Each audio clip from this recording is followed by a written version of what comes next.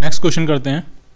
Figure 3.33 shows a potentiometer with a cell of 2 volt. ठीक है, ये है पोटेंशियोमीटर है, इसका ये जो सेल है वो 2 वोल्ट का है और उसका इंटरनल रेजिस्टेंस भी है, वो कितना दिया 0.4 ओम। ठीक, and internal resistance 0.4 ohm maintaining a potential drop across the resistor wire A B. ठीक है, और ये बैटरी जो है 2 वोल्ट की बैटरी 0.4 ओम का इंटरनल रेजिस्टेंस की बैटरी जो है वो ए बी के अक्रॉस, ए बी है पोटेंशियोमीटर वायर, इसके अक्रॉस कुछ पोटेंशियल ड्रॉप मेंटेन करके रखी है हुई। ठीक, a standard cell which maintain a constant EMF of 1.02 volt for a very moderate currents up to few milliampere. ठीक है, एक स्टैंडर्ड सेल है, उसका ईएमएफ कितना है 1.02 वोल्ट है और ये कांस्टेंट ईएमएफ है, लेकिन कांस्टेंट सिर्फ तब तक रहता है जब तक वो उसके अंदर से जो करंट ड्रॉ की जा रही है वो बहुत कम है, फ्यू मिली एम्पियर की करंट। अगर उसमें से बहुत ज़्यादा करंट आप ड्रॉ करोगे तो उसके अक्रॉस जो पोटेंशियल ड्रॉप है, जो उसका ईएमएफ है, वो फिर वो कांस्टेंट नहीं रह पाएगा, वो ड्रॉप हो जाएगा। ठीक है, और वो जो स्टैंडर्ड सेल है वो gives a balance point at 67.3 centimetre length of wire. ठीक है, यानी अगर मैं उसको E1 कहता हूँ तो E1 कितना है 1.02 वोल्ट और ये बैलेंस पॉइंट कितनी लेंथ के पोटेंशियोमीटर वायर के अक्रॉस देता है, तो उसको अगर L1 कहते हैं तो वो है आपका 67.3 वोल्ट, सॉरी सेंटीमीटर। ठीक, to ensure very low current drawn from the standard cell a very high resistance of 600 kilo ohm is put in series with it. ठीक है, तो उसके लिए उन्होंने क्या किया है कि ये आपका स्टैंडर्ड सेल है 1.02 वोल्ट का, और ये इंश्योर करना है कि इसमें से बहुत कम करंट फ्लो हो ताकि इसके बाद जो ईएमएफ है वो मेंटेन रहे। उसके लिए उन्होंने सीरीज में एक 600 किलो ओम का एक हैवी रेजिस्टेंस लगाया ताकि इसमें से फ्लो होने वाली करंट क्या हो, बहुत कम हो। ठीक है, और जब ये अपने बैलेंस पॉइंट के आसपास होगा, जैसे ये जब ये बैलेंस पॉइंट से दूर होगा तब तक हम इसको यूज़ करते रहेंगे। जैसे ही हमें लगेगा ये बैलेंस पॉइंट के आसपास आ गया, ऑलमोस्ट पास है, तब हम इस 600 किलो ओम को हम क्या कर देंगे, शॉर्ट सर्किट कर देंगे ताकि आपको क्लियर एग्जैक्टली जो बैलेंस पॉइंट है वो मिल सके। अदरवाइज क्या होगा, बैलेंस पॉइंट के अगर आप आसपास ही होगे तो पोटेंशियल डिफरेंस बहुत कम होगा, तो और ये रेजिस्टेंस बहुत ज़्यादा है तो करंट बहुत कम हो जाएगी, और करंट हो सकता है इतनी कम हो जाए कि ये गैल्वेनोमीटर मेजर ही ना कर पाए। ठीक है, एग्जैक्टली बैलेंस पॉइंट पे नहीं, बैलेंस पॉइंट के आसपास भी करंट इतनी कम हो जाएगी कि ये गैल्वेनोमीटर कह देगा कि जीरो। ठीक है, लेकिन वो करंट जीरो नहीं होगी, वो कुछ करंट होगी। तो एग्जैक्ट अगर आपको बैलेंस पॉइंट फाइंड करना है तो इंपॉर्टेंट पॉइंट ये है, जब आप बैलेंस पॉइंट से दूर होगे, जब आप दूर हो, ठीक है, तब आप इस रेजिस्टेंस का यूज़ करो ताकि इस बैटरी के अक्रॉस पोटेंशियल ड्रॉप चेंज ना करे। और जब आप उसके करीब पहुंचने लगो, यानी जब ये galvanometer almost zero current show करने लगे, तब आप फिर इसको क्या कर दो, शॉर्ट सर्किट कर दो ताकि आप एग्जैक्ट बैलेंस पॉइंट जो है वो लोकेट कर सको। ठीक है, वही इन्होंने कहा है, to ensure very low currents drawn from the standard cell a very high resistance of 600 kilo ohm is put in series with it. ठीक, which is shorted close to the balance point. ये important point है, जब balance point के आसपास होते हैं हम, तब इस 600 किलो ओम को क्या कर देते हैं, हम शॉर्ट सर्किट कर देते हैं। ठीक है, यानी उसका यूज खत्म कर देते हैं हम। The standard cell is then replaced by a cell of unknown EMF and the balance point found similarly turned to be 82.3 centimeter length of wire। फिर इसको एक unknown EMF के सेल से रिप्लेस करते हैं E2, जो आपको पता नहीं है, लेकिन उसके लिए जो बैलेंस लेंथ आती है, बैलेंस पॉइंट की जो लेंथ आती है, अगर उसको L2 कहें तो वो कितनी आती है, वो आती है 82.3 सेंटीमीटर। ठीक, क्लियर।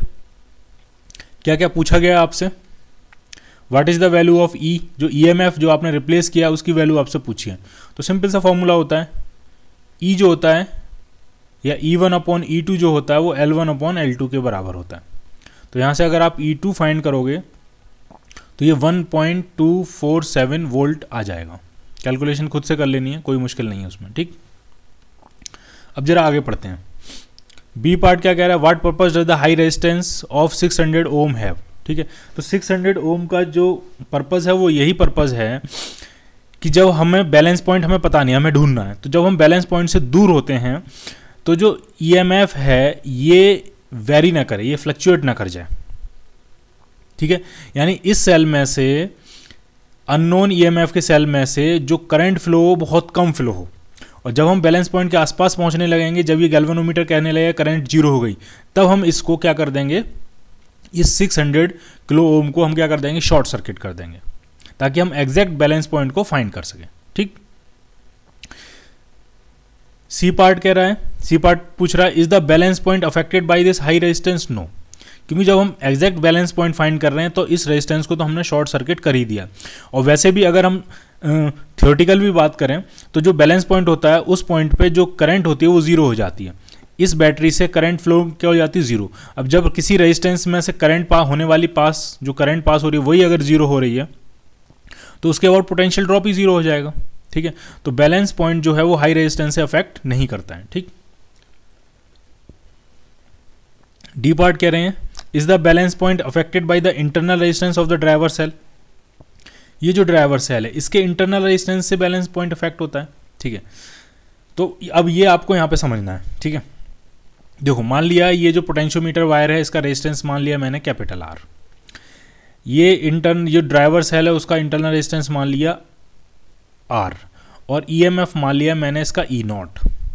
ठीक है, तो इसमें जो करंट फ्लो हो रही होगी पोटेंशियोमीटर वायर में, जो करंट फ्लो हो रही होगी, अगर उसको कैपिटल आई लिखें तो वो होगा E not upon R plus capital R. ठीक। अब बैलेंस पॉइंट अगर एल लेंथ में मिल रहा है, बैलेंस पॉइंट अगर एल लेंथ में मिल रहा है तो इसका मतलब एल लेंथ के अबाउट पोटेंशियल ड्रॉप जो होगा वो इस बैटरी के पोटेंशियल ड्रॉप के बराबर होगा। ठीक है, जब आप एल लेंथ के अबाउट पोटेंशियल ड्रॉप फाइंड करोगे तो इस एल लेंथ का रेजिस्टेंस, इसको मैं आर एल कह सकता हूँ, सिंपल है फाइंड करना। ठीक है, इनटू इट्स करंट जो होगा वो इस अननोन बैटरी के ईएमएफ के बराबर होगा। तो अननोन बैटरी का जो ईएमएफ आएगा वो आएगा potential drop across L length of potentiometer wire, यानी आर एल इंटू आई। जब आई की वैल्यू यहां पुट करोगे तो ये आपका आ जाएगा R L into E not upon R plus capital are.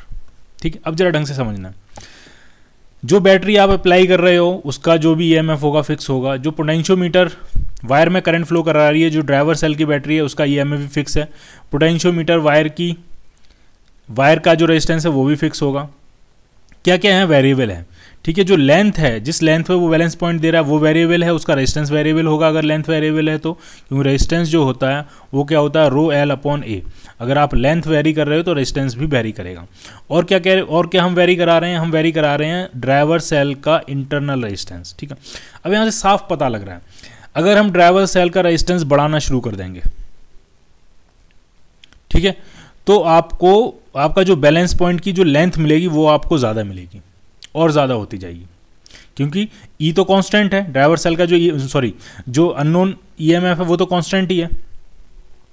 अगर आप ये डिनोमिनेटर बढ़ा रहे हो तो न्यूमिनेटर भी आपको बढ़ाना पड़ेगा। ठीक है, अगर आप आर की वैल्यू कम करते जाओगे तो आर एल भी क्या होता जाएगा, कम होता जाएगा। तो जो बैलेंस पॉइंट होता है वो इंटरनल रेजिस्टेंस से अफेक्ट होता है। अगर आप इंटरनल रेजिस्टेंस चेंज कर दोगे तो बैलेंस पॉइंट भी चेंज हो जाएगा। ठीक है, तो इसका आंसर होगा यस। कुछ जगह उन्होंने इसका आंसर नो दिया है जो कि गलत है। E part, what method work in the above situation if the driver cell of a potentiometer had an EMF of 1 volt instead of 2 volt. अब कह रहे हैं अगर ड्राइवर सेल का ईएमएफ ही 1 वोल्ट है, ये ड्राइवर सेल का ईएमएफ ही 1 वोल्ट है, तो अगर ड्राइवर सेल का अपना इंटरनल रेजिस्टेंस 0 भी हो जाएगा तब भी वो पोटेंशियोमीटर वायर ए बी के अक्रॉस सिर्फ 1 वोल्ट का पोटेंशियल ड्रॉप क्रिएट कर पाएगा, उससे ज़्यादा पोटेंशियल डिफरेंस क्रिएट नहीं कर पाएगा, क्योंकि उसका अपना ईएमएफ ही 1 वोल्ट है। तो मैक्सिमम से मैक्सिमम जो आप जिस बैटरी का ईएमएफ फाइंड कर सकते हो वो उसी बैटरी का ईएमएफ फाइंड कर सकते हो जिसका ईएमएफ 1 वोल्ट से कम हो। 1.202 वोल्ट की अगर बैटरी है तो आप उसका ईएमएफ फाइंड नहीं कर सकते। क्लियर?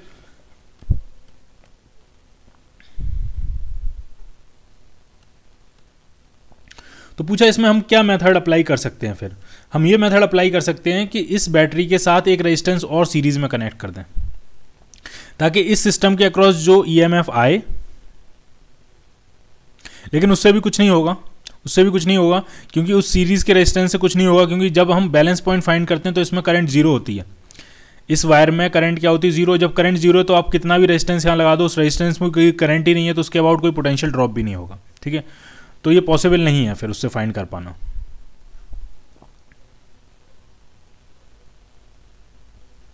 क्लियर। लास्ट पार्ट कह रहे हैं would the circuit work well for determining an extremely small EMF. अगर ये बहुत ही स्मॉल ईएमएफ है तो क्या उसको हम फाइंड कर सकते हैं, उसको डिटरमाइन कर सकते हैं, ठीक है। क्या हम कुछ मॉडिफिकेशन कर सकते हैं उसमें? तो बिल्कुल मॉडिफिकेशन कर सकते हैं।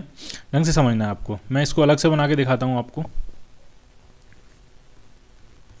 मान लिया ये 2 वोल्ट की बैटरी है, इसका कुछ इंटरनल रेजिस्टेंस है, ये पोटेंशियोमीटर वायर है एवी, और आपने एक ऐसी बैटरी लगाई है जिसका ईएमएफ मिली वोल्ट्स में है, ऑर्डर ऑफ मिली वोल्ट है, और उसका ईएमएफ आपको फाइंड करना है। तो आप ये चाहोगे कि पोटेंशियोमीटर वायर के अबाउट जो पोटेंशियल ड्रॉप हो वो भी मिली वोल्ट के ऑर्डर का हो। तो वो तभी पॉसिबल है जब आप यहाँ पे इसके सीरीज में एक बहुत हाई रेजिस्टेंस लगा दो। ताकि बहुत हाई रेजिस्टेंस लगा दोगे तो जो बैटरी का पोटेंशियल है वो इस हाई रेजिस्टेंस के अक्रॉस ही हो जाएगा, ठीक है। इसकी मैक्सिमम वैल्यू जैसे 2 वोल्ट है तो काफी ज्यादा पोटेंशियल तो इस हाई रेजिस्टेंस के अक्रॉस हो जाएगा, बहुत कम पोटेंशियल बचेगा जो इस पोटेंशियोमीटर वायर के अक्रॉस होगा। और इतना ज्यादा हाई रेजिस्टेंस लगाओ ताकि पोटेंशियोमीटर वायर के अक्रॉस जो पोटेंशियल बचे वो मिली वोल्ट्स के ऑर्डर का हो। और जब ये मिली वोल्ट्स के ऑर्डर का है तो आपने जो बैटरी लगाई है जिसका ईएमएफ मिली वोल्ट्स में, तो आप उसका ईएमएफ बड़ी आसानी से फाइंड कर सकते हो।